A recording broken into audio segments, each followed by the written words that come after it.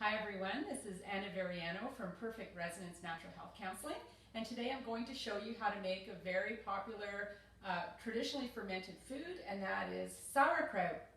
So we're going to start with a beautiful medium-sized head of cabbage and just some salt. It's that simple. There's 2 ingredients.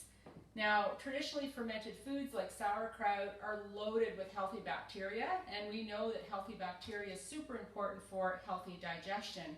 In fact, I recently became a GAPS certified practitioner. GAPS stands for Gut and Psychology Syndrome, and traditionally fermented sauerkraut is a big part of the GAPS diet. So I'm going to show you how easy it is to make sauerkraut. So you just start out with your cabbage, and usually you'll want to pull the outer leaves off because they're a little bit thicker. Okay, this is a nice local cabbage, so I know that it's clean. So once you peel the outside leaves off, there's really no need to wash it. Okay, so we're just going to get rid of these, put them over here.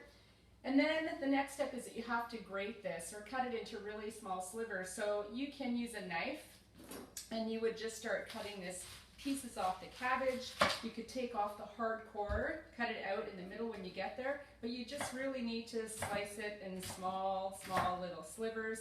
This way is pretty time consuming, so I don't often do that, but you do want to end up with little tiny slivers. You can also grate it, or what I do is I use my food processor. And if you have a food processor, you want to use the attachment that just slices, okay?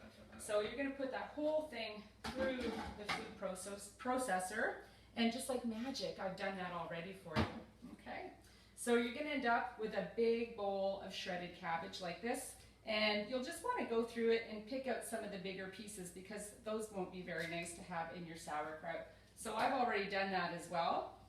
And then all you're going to do is you're going to take some salt. I use unrefined sea salt, and you're going to take 2 tablespoons of this salt, and you're going to sprinkle it nicely over this cabbage.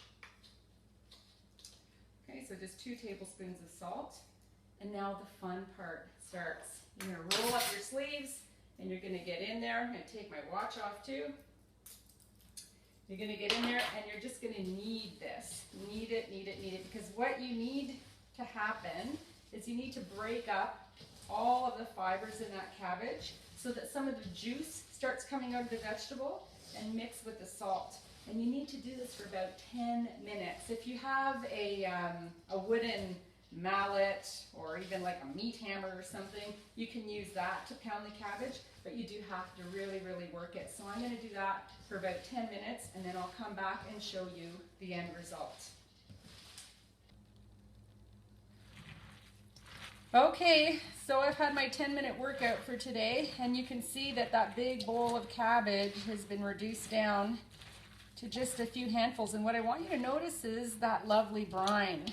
And that's really important for the sauerkraut to work out, is that you want to end up with all of this nice liquid in there, because that's going to be important once we get this into the cans, into the jars. So we're going to do that now.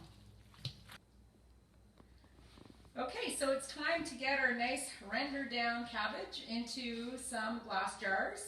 You can use any leftover glass jars that you may have. This was an old pickle jar, or you can get a mason jar. Make sure that they're cleaned properly. I actually put mine in the dishwasher so they get nice and clean and sterilized. And then we're just going to start stuffing the cabbage into the jars, okay? And you'll notice some people say, oh, don't you put any vinegar into your sauerkraut? And that's not traditionally fermented sauerkraut. You don't want to put vinegar in there. It will interfere with the fermentation process, and you won't end up with the nice bacteria, which is the point of making this. So what we're doing here is you're just going to shove the sauerkraut into the jar, and you really want to push it in as hard as you can. You want to try and get as much air out as possible. Okay, so you can see I'm really shoving it down there, and we might just have enough for 1 jar. But what's important here is that you want the brine to come up to the top, because it's that liquid that's going to seal the cabbage from the air, because for this fermentation process to work, we don't want any air in there, okay? So you want to leave about 1 inch space, and you'll see there's that nice juice, and even the sauerkraut juice is great to have a couple of teaspoons as a digestive aid. And we're going to use this sauerkraut as a condiment. Just a couple of tablespoons with a meal is all that you need. Cabbage has something in it called, it was originally called vitamin U, and they called it vitamin U because cabbage juice and cabbage help with digestive issues, but they help to heal ulcers, peptic ulcers. Now we realize that it's not actually a vitamin, it's an enzyme in the cabbage that helps our stomach to have a more acid environment and to stimulate it to make its own acid, which helps to kill the bacteria that causes ulcers. So you can see we have this nice jar now filled. You want to leave about an inch of space at the top. You're going to cap it, and you just put it aside in a dark place away from direct light. I just put mine in the corner of the cabinet so I can keep an eye on it, and you're going to leave it there for 3 or 4 days. I check on it every couple of days. If the lid is kind of bubbling, I'll just loosen it a little bit to leave some of the gas, let some of the gas out. And I'm just going to put it aside back here, leave it for 3 or 4 days, and then I'm going to refrigerate it. And you can enjoy it right away, but it does improve with age. So the longer you let it ferment, or the longer you leave it in your fridge, the tastier it will be. If you're really pressed for time, you don't have time to make your own, you can buy, sometimes I buy it at the store. What I look for is an organic brand that only has 2 ingredients. This is a brand called Eden, and if you read the ingredients on the back, it says organic cabbage and sea salt. And there's actually a little bit of water to make more of the brine.